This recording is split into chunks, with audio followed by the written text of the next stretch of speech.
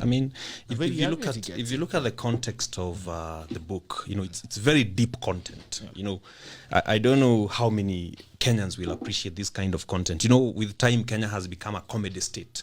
So we judge the depth or the beauty of content by its ability to make people laugh. Not by its ability to make people intuitive. And humor has its place in life. But I think also this kind of content has its place in life. Sure. Because this is a story of a neurosurgeon, 36-year-old, like you say. He's doing his residence in the in medical school to become a neurosurgeon. Yeah. And he's treating a lot of patients who are going through surgical issues. He's a well-skilled guy. Then all of a sudden he's told that he has stage 4 lung cancer. Wow. And when he looks at the statistics, they tell him that the longest he could live is actually 2 years. And now he has to make decisions about what to do with his life for the 2 years. And, the story is very interesting because he has a master's in English and literature. Yeah. And he also has a master's in philosophy. So it's a well-done book in terms of both language and content. Yeah. And one of the things that he says is that when this diagnosis actually comes, he is fighting with his wife. They are having marital issues. And one of the first decisions they needed to make is what is the way forward for our relationship. And according to the story, it is like the moment this news broke, everything else took backstage. Even the conflict took a backstage. Which is a good reminder that sometimes the issues that couples fight about are nothing. If real issues of life like death are presented to them. Because you realize that for sure you actually love this person. It is just that you're having a fight. It is a temporary fight. But it's not that you hate that person. Yeah, you could actually work things out. And for Paul and Lucy, his wife, who is also a medic, they decide that they are going to make the best of the 2 years. But Bitok, what challenges me is that for Dr. Paul, he decides that one of the things that he's going to do for the 2 years that are remaining in his life is to actually write a book. And this is the book that he wrote. And this is why this is a book that everybody needs to read with a lot of sentimental value and a lot of respect. That a man who was paying, a man who was dying, a man who knew that his life is just about to get cut short, decided that he is going to use the 2 years that are remaining in his life to actually write a book. And every time he stood up or sat down to write this book, he didn't know whether his death was coming the day after tomorrow. Yeah. He didn't know whether his death is coming after the next paragraph. He didn't know whether the death would come after a week. But he kept on writing. And the end of this book is not his choice. Yeah. He did not complete the chapters. Where he ends. It is where death actually met him. Yeah. And he demonstrates that as human beings, sometimes we will have to appreciate and accept that suffering is a part of life. Yeah. That death is a part of life. And he tells some very, very powerful things. And they had to make a decision, for example, with a wife on, are we going to have a child? Now that it is only 2 years of your life that are left and we don't have a child, are we going to have a child? And, with the kind of terminal illness that he was having, Bitok, it was not even possible for them to have a child through natural means. And they had to go for, artificial ways of getting pregnant, even had to take sperm to the sperm bank, making it real, some of the science that we many times read about.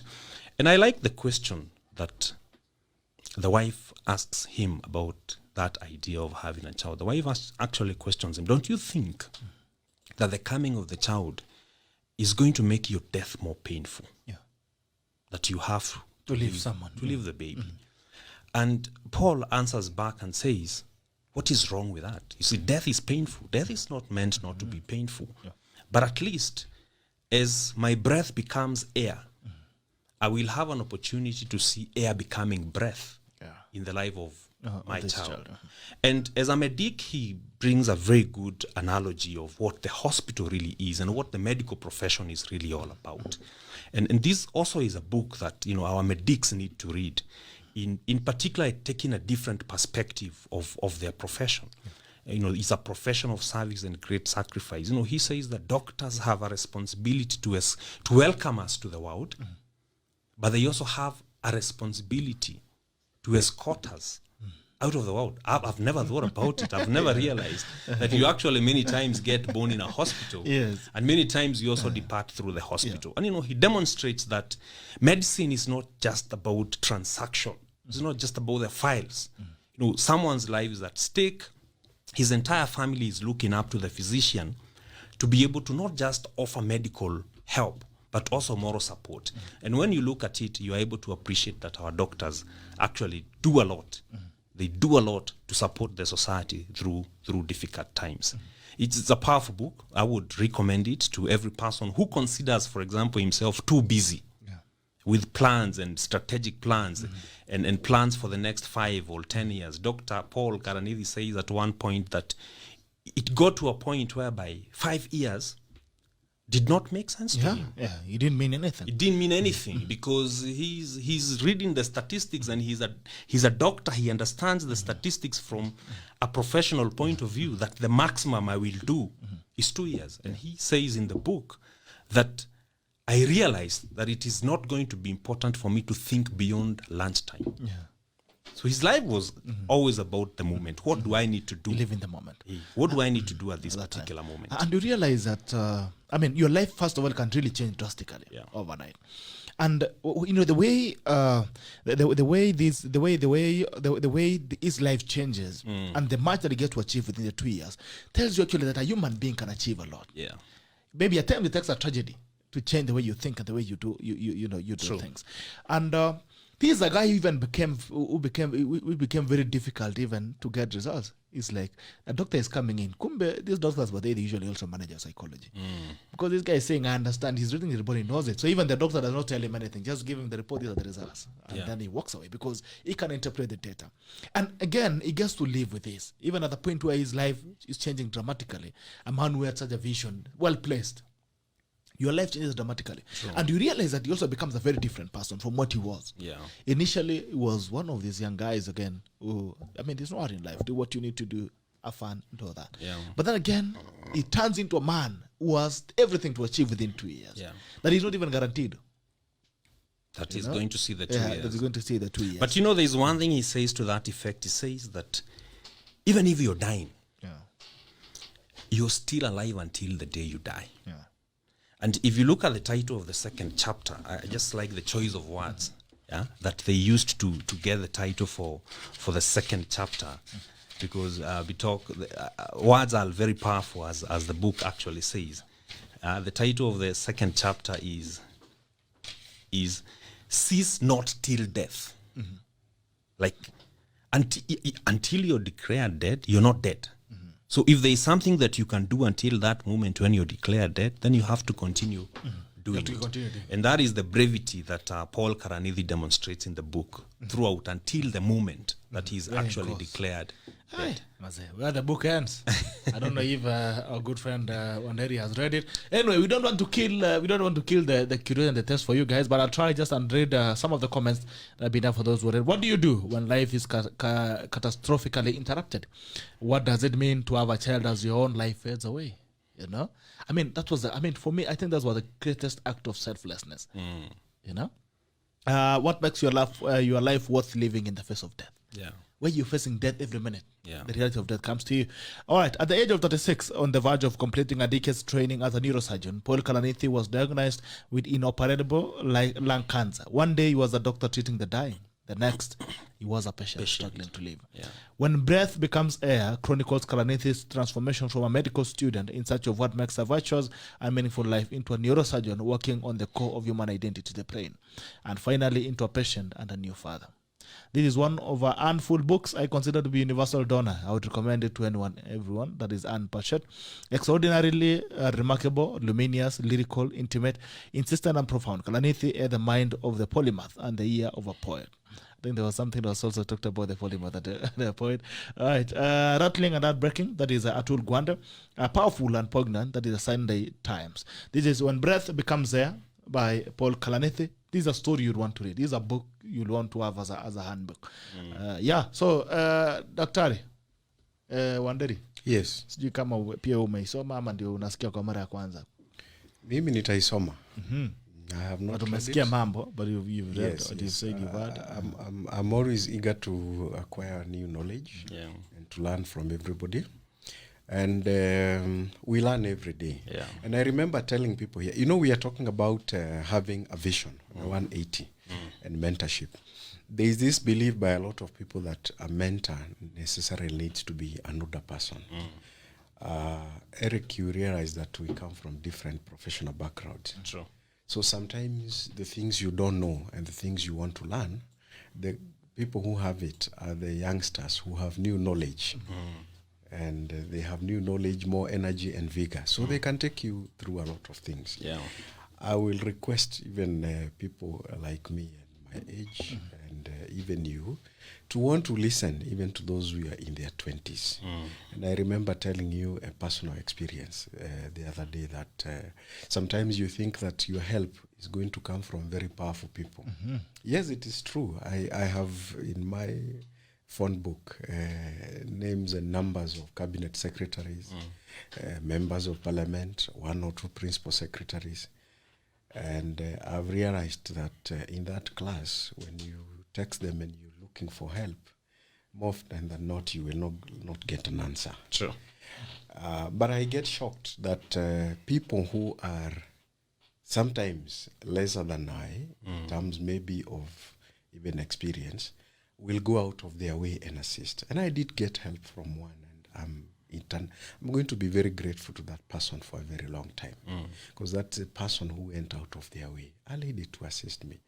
Mark my words, I had only met that person physically once, and our main other interaction was through social media. But because it's something I like to tell our people, when you have the capacity to use the digital space, please use it nicely.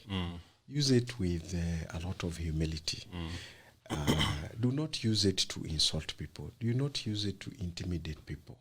And do not use it to say nasty things. The things, Eric, you talked about, the negative things.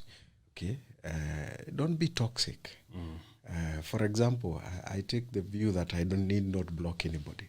Even those who tell me and nasty things, I know it's okay. It's okay. It's fine. It's your space. But please learn to accommodate everybody. Sure. Because you can imagine a person telling me, yeah, this is the way it's gonna be, but I'm going to assist you. And this is a person who went out of their way. Okay, they are not treated to me. It's just good interaction. And they also had asked me a number of questions before, and I answered those questions. So share knowledge, use that space nicely. Which brings me to something else, Bitok.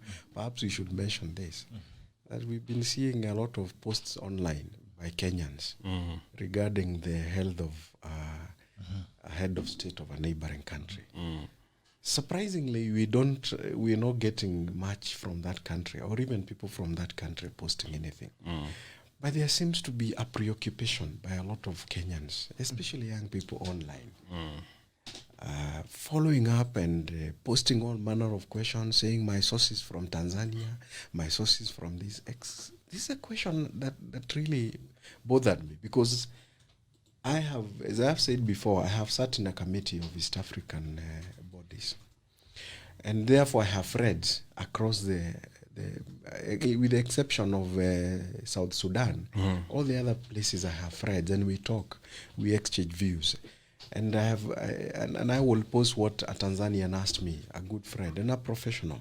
He asked me in Swahili, sasa mimi naona mko pale kwa mitandao mnasema mambo mengi sana. Sasa yale mnayotania yakifanyika mtafanya nini? Mtafanya sherehe ama mtafanya nini? You ask yourself, so what business do we have? Then we joke, and he keeps telling me, si ninyi muongee mambo ya ofisadi ndio kidhiri nchi yenu. Why don't you focus on runaway corruption in your country? Why are you so focused? We have a reputation out there. Yes, they know we have a reputation, and a bad one, and we are busy poking our noses into the affairs of other people. And again, what does that expose us as a national psyche? We are consumers and purveyors of bad news. Yes, sadists. We are sadists. Yeah. Largely Eric, what why? Because you are the one with that knowledge. Psychologist. Why are we like that? you know, it's actually a question that has been running through my mind. What we call breaking news in our society. Is the birth of a child breaking news? Should it not be? Why is it that breaking news is just about death? Yeah. Why have we become a society that has such a high affinity To death and bad news. to bad news that, you know, we want to hear about the business that is collapsing? We don't want to hear about the business that is doing well. We want to hear about the one that is collapsing. We want to hear about the marriage, Bitok, that is rocky.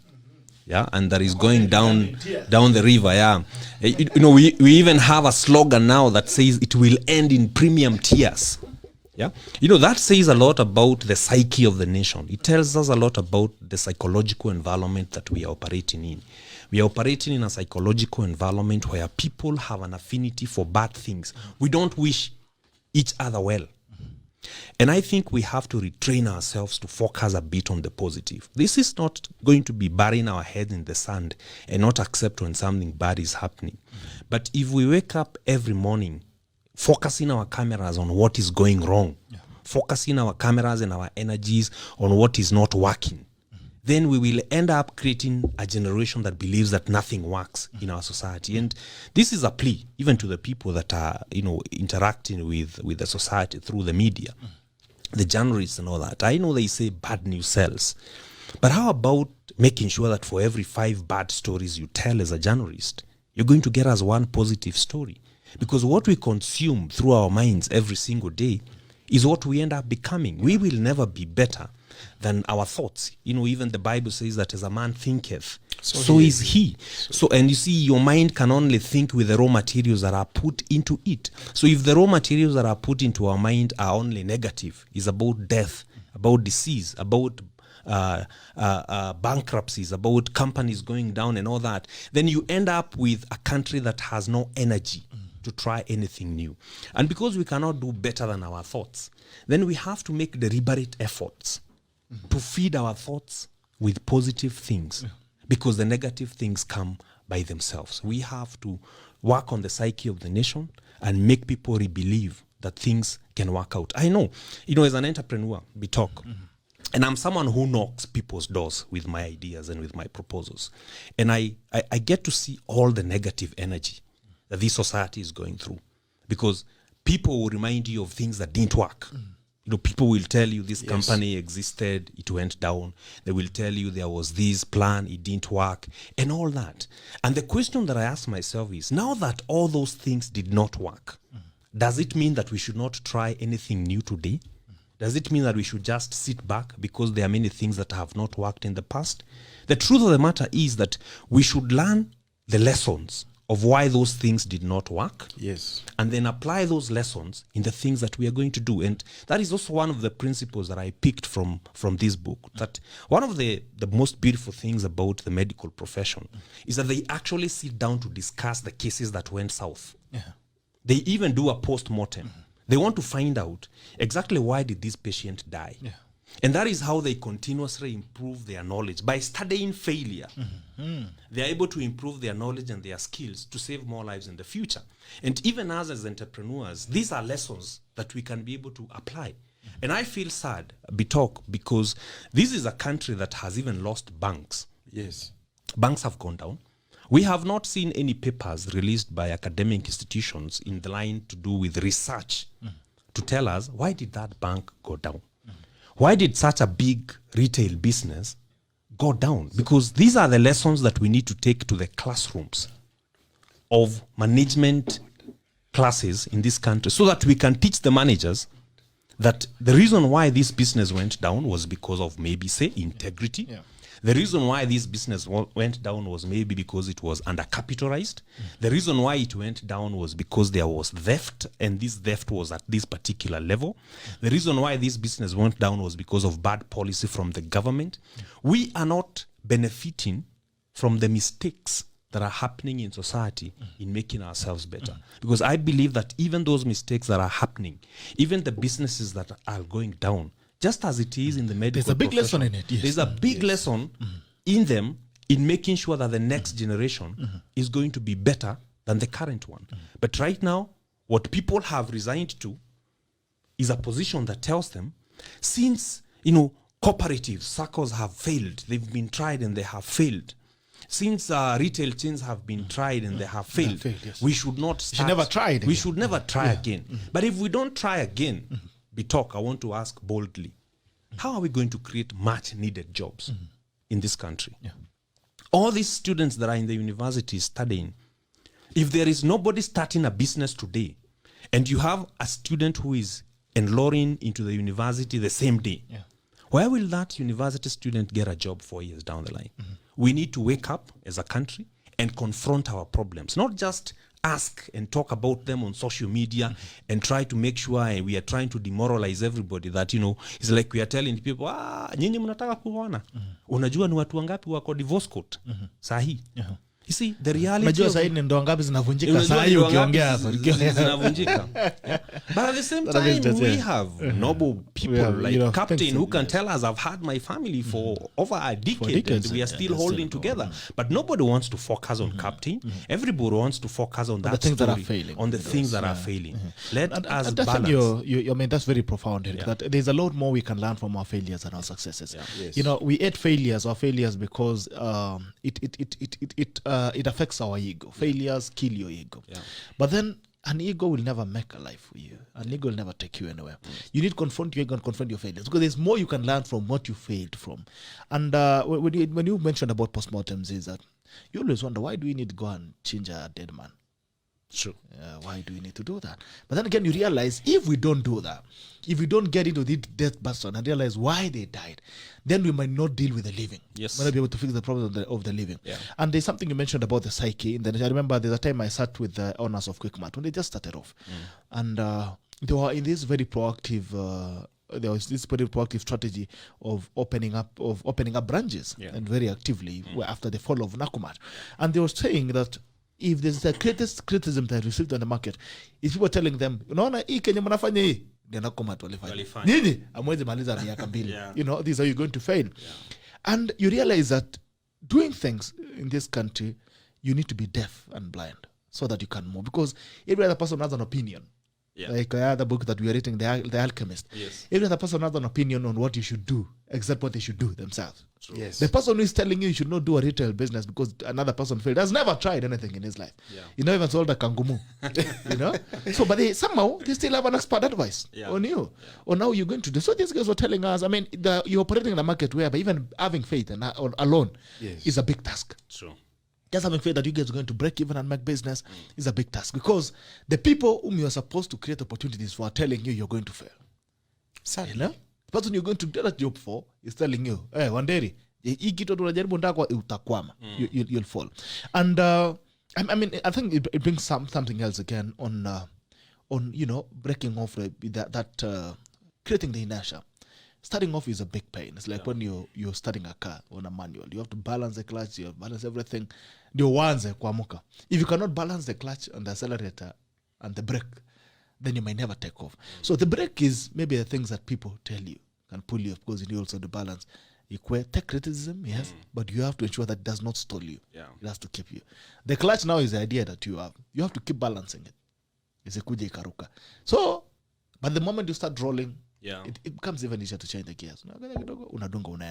So the national psyche, like Wanderi is saying, is that it's so poisoned, it's toxic, it's extremely toxic, and it becomes difficult to become anything. To give very practical examples, we talk, because this is a huge topic. When you talk to people who need psychosocial support, you will find that one of the problems they have is that the people around them want to define them on the basis of their past. They want to define them on the basis of the mistakes they have made in the past. But even in the natural life, for the short time that I have lived here on earth, I have seen, and to give a very, very sad example, I have seen, for example, couples lose pregnancies. And if you look at that scenario, it's painful. And it's sad because they wanted the baby, but somehow, due to natural circumstances, they cannot have the child. They did not have the child. Now, if you define them on the basis of that event, what happens is that you lose the big picture, that they can still be parents one day. Yeah. Because I have still seen some of those still have beautiful, bouncing babies after trusting the process and after giving themselves time. But if you define life on the basis of an event that is happening over a short span of time, what happens is that you get immobilized, you get hypnotized where you are. You can't move. You can't try again because you always have that thing that is telling you, don't try again, because even the last time you tried, you failed. You failed. You did not succeed. Or somebody else failed. Yeah, or somebody else failed. We need to find courage in failure. I am, for example, running a business today. It doesn't mean that every other business I have tried to run has That's been worked. successful, even the one you're running now was almost collapsing at some point. Yes, it's just an issue of trusting the process and making sure that you're learning the lessons and doing the right thing. We must find courage to move on, to rise up and walk. All right. And also find the courage to retire your ego. Retire your ego. Haya, Wanderi, your comments kabla hatujarudi tuende sasa kwa mambo ya Kenya. Yes, you see there is something we call forensic science. You talked about the pathology of the part of medicine known as pathology, where we look into the cause of death. Equally, there is also forensic accounting. There is forensic, apart from forensic medicine. There is also what you call forensic audits. I have been fortunate to conduct forensic audits for a number of institutions, including one of the largest retail chains in this country. So I have an idea what makes this business either go up or go down. And I can publicly say, because it is true, and it was done when I was working in that institution, that Uchumi was a forensic audit was carried out before, when Uchumi was initially collapsing. So the reasons why are national, because Uchumi was not just considered a retail business for shareholders. Yeah. It's also a national icon because it was funded heavily by the state. Yeah. And even now you've seen the subsidies the state has had to put in. So there were questions that people were asking, why would this fail? And a study was carried out, and very thorough. The good thing with forensic investigations, audits, or even forensic medicine, even forensic engineering, why a building collapsed? Why an earthquake comes and some buildings are left standing, others go down. That one of the things I like about it is that the person who carries out that audit or investigation or examination, forensic examination, is required to give answers at the end. Yeah. And a lot of those reports are there. The unfortunate thing, which I want to say, I'm not mentioning the institutions because, as I've said, they need to pay BTOC to earn, is that usually they are what you call non-disclosure clauses, that we can't disclose we did this for a client. Yeah. But for some of them, it's in public domain. Yes. Remember when we had now one of the largest banks in East and Central Africa, a Kenyan bank which has gone out. Okay, it's basically owned by a lot of private people. Government has very little to do with it, but we also got foreign investors, and a question arose. Okay, because this bank began in December. Exactly December 22nd, 2004. You all know the bank. Yeah. But we are not going to... They need to pay us again. Yes. We need bread and butter. We need bread and butter. They should trust the process. I did some forensic work for that bank. And along the way, you see, there could have been mistakes made as to the changeover from its precursor institution into the bank. You have a choice as a forensic auditor to want to kill the baby with the bath, to throw away the baby with the bath. But then you know that pending to you making a report, there is an intervening period. Can some of these things be corrected? We did sit down with the management of that bank and even told them. And I remember I got into trouble with one of my seniors who said, you seem to be telling these people what to do. So you want them to collapse. So after they collapse, they have 28,000 workers. What are you going to do with them? Are you going to sack them, to employ them? No. But these things can be corrected so that by the time of reporting, you get. Yeah. But you see, you get the advantage of recording the steps that were taken, because every business has steps. So since I have that knowledge and I got that knowledge, and I took them and I told them, here, you have a right because you can correct. You can do a special general meeting, correct this. Okay? You don't have to say we told you. Yeah. And we can't stop you. And I like that talk because one of the other problems that you find in the Kenyan society today is that people have a mentality that if the ship is leaking, help it leak even further so that it sinks. Add the holes. Yeah. we do not have that attitude of problem solving. Yeah, that yes, because leadership is about acknowledging even when there is a problem. And sometimes even for business leaders, we don't always have to do PR. Yeah, because one of the things that society is hungry for today is authentic leadership. Somebody who comes and says, yes, there is a problem. But that's why we wake up every morning. We wake up every morning to solve problems. That is the call of us as leaders. Our job is to get people from the jungle to the city. Yeah.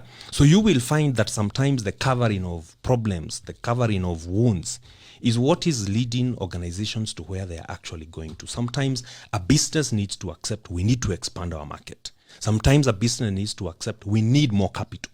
Sometimes a business needs to accept we need to cut our costs. Sometimes a business needs to accept we must retrain our labor force if we are going to go where we are supposed to go. But you will find that if, for example, a business is reported to have a problem in this country today in the evening, everybody goes into a plea of predicting the last day of operation for that business. Nobody is thinking, how do we turn this business around? And like Captain Wanderi rightfully says, if you look at, for example, at the downfall of the retail chains, it would have been more beneficial for the society to sit down and think, how do we rescue this business? If you look at the livelihoods that are tied to it, direct employees, suppliers who are tied to that business, the taxes that the government collects from that business, you will find, and because the business is already operational, it is not easier to start a new business. Sometimes it is easier to work on the already existing business. But we have lost that culture of solving problems. We want to throw tantrums. We want to say, ina leak na shimo moja. Tuongeze ingine. Tuongeze mashimo, wacha isink. And that is what is going to breed for us a society that is largely hopeless and where people believe that nothing can actually work. And I think the issues of psychology and sadism and like you're saying is that it's quite real to an extent that even victims of failure are the ones who celebrate failure first. When you talk about businesses collapsing, it's always news. Like the other day, the retail chain was talking about it. Imeanguka. Hata employees wamejilipa na stock and all this and that. And you fail to realize that it affects. When you talk about a business failing, talk about the owner. Yeah. This someone who's lost a business. Yes. This someone is going to be jobless. Talk about the suppliers. Suppliers have their money stuck there. Yes. I know someone who actually committed suicide out of those collapses. And they get kwa lori nyuma na even akaenda. Talk about the employees. When you talk about a business collapsing, it's a whole big thing. It's not just news. Yes. For people, it's just news, like it has collapsed. But their livelihoods, there are people who don't sleep that night. Yeah. They keep thinking about what's going to happen next in their lives. There's a businessman who feels scared again of starting again and building another enterprise. So the sadism that we have as a national legacy is quite disturbing. Bitok even worse is something that Eric, you're looking at the quantitative side. Let's look at the qualitative side. Yeah. The qualitative side is the national psyche that we acquire. That hii kitu Kenya hawawezi. Si zote zinaanguka. That now makes us a defeatist attitude is now embedded into our national psyche. Yeah. Which is very bad, and this is why we are seeing consistently. I want you to look at the constructions that are happening in this country, Bitok. That somebody is only willing to say, I'm going to buy an apartment if I see the construction company is Chinese or Indian. Because I do not believe that our local people are going to put up a nice structure which is durable and dependable. Architecturally sound, okay? And structurally sound for habitation. You see the way it affects our country. And a lot of people don't get into that. I have had to sit down with people who have come from foreign countries, and I was required to do a forensic audit with them on some things that happen in Africa. And I can tell these people are used into they've been operating in economies where disclosure is a natural phenomenon. Yeah. But in this country, you've got to dig people out for information. Yeah. And I remember one of them asking me, hey, how comes you are so sharp? You were so able to elicit a lot of information. Because I told them I come from a country where people giving you information is very difficult. Because I remember we went to a site and I told the guys in the bank, yes, I know you've lost $1.4 million in this amount of time. Can you please give me the human resource files for the officers who worked in all the places where the money got lost? You know what the foreigner asked me? So how is that going to assist you? I told them I will teach you how to create what is called a link and causal matrix. And I was able to really, and I remember the then head of that institution telling me, wow, how is this done? Out of that, they hired an entire team to be doing the work internally for them. And that should tell you that when you operate in a very harsh environment, then you develop skills. But as we look into this, I want to say something, because there are people we learn from. Dr. Bitange Demo, now I would call him Professor Bitange Demo, because he's made it public. He's written something and he has said that he is a professor, but he's willing to do anything to survive. Wow. He will not be ashamed of what he does. He knows he's been a senior civil servant. Yeah. He left teaching the university to become a permanent secretary. When he left the government position, he went back to the government to the university to teach. As a lecturer, as a senior lecturer, he did not insist on being called a professor. True. Now he's assumed the position of an associate professor. And now he wants to achieve professorship this year by writing and researching. He doesn't want any favor. Listen to what he says. I believe that even if you knock me from up there, I will look for another ladder and climb to get back to the top. Whether I'm a full professor or not, to put food on the table, I will even drive a matatu. I will place objectives to drive it. Then maybe in a year I will own it. Wow. You get? The next year I will buy another until I get myself where I want to be. My plan for now is to attain full professorship. So I have been writing and doing research. I do not want any favors. That's a whole professor saying that. Retiring your ego. Remember something he said. You should invite Professor Bitange Demo. I'll give him a call. Look for him. Come here to join us. And Monday is Monday. Yes. You know, there's something he said when he left the public service office. I say this because in 2007, I met Professor Bitange Demo. As an associate professor, he's qualified to be called a professor. Though he's still calling himself doctor because he wants to attain full professorship. Yeah. See, he doesn't even give himself that title. Yeah. I know many people who are just associate professors, but they would not want to be called Dr. Somebody. Okay? I met him in 2007. I was sent by then a cabinet minister to him to get some information regarding a position which I was being offered. And I remember Dr. Bitange Demo spending his 20 minutes listening to me. And he told me, your experience and knowledge is above that position. Don't take it. Not now. Wait until after elections. Things might go well and you could get something else. And I went back to then my friend and I told him, this is the feeling of your peers. And he said, okay, then I also believe him. Because I also wanted you to consult him. You remember he had an opportunity to tell me, where wacha ile kazi unafanya, come and do this. He explained to me what it entails and told me, really, I don't think he told me you will get very bored. And then he told me, we had given this task to so and so. And they said, no. They went back to what they were doing. And he asked me that question, do you think if you then feel like that other person, you will get an opportunity back where you are? And I said, I'm not very sure.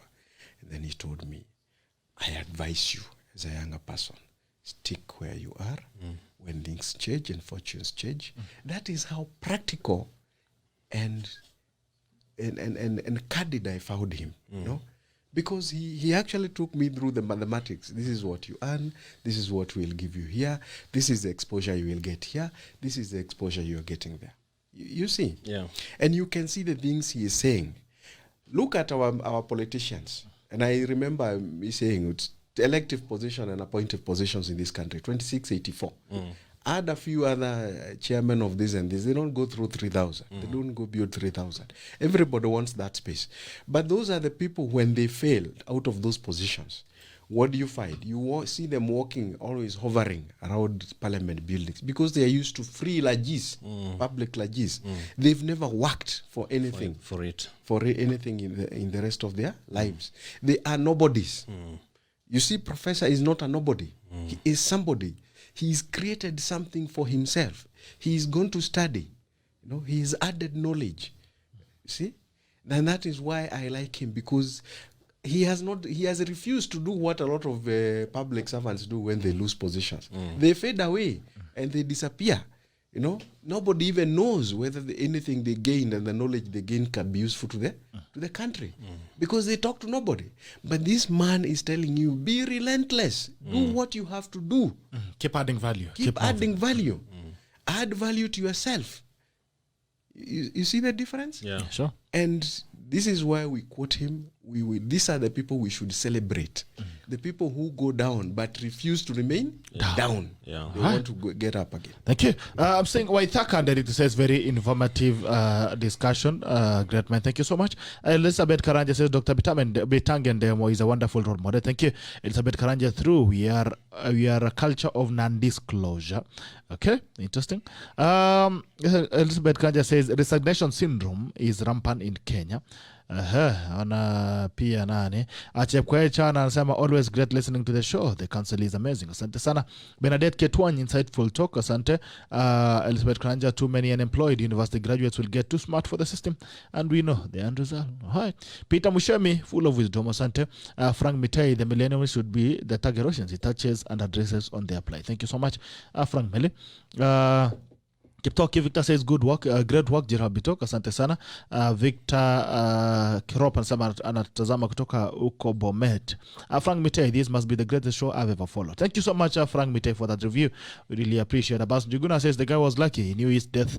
He knew his dead of death, and so planned the remaining part of his life. Well, we are the ones in trouble because we have no idea of our day, but at the back of our minds, any moment, anywhere, and in any way. Frank Mitei, what a lesson for the millennials. Muhammad Abdullahi don't read for us. You killing the interest to read. Soma usijali bana. Wanda kusaidia kukuwekea hamu kidogo. DKJ Boyens, what is the title of the book again, please? It is When Breath Becomes Air by Paul Kalanithi. It's a great book that you need to read.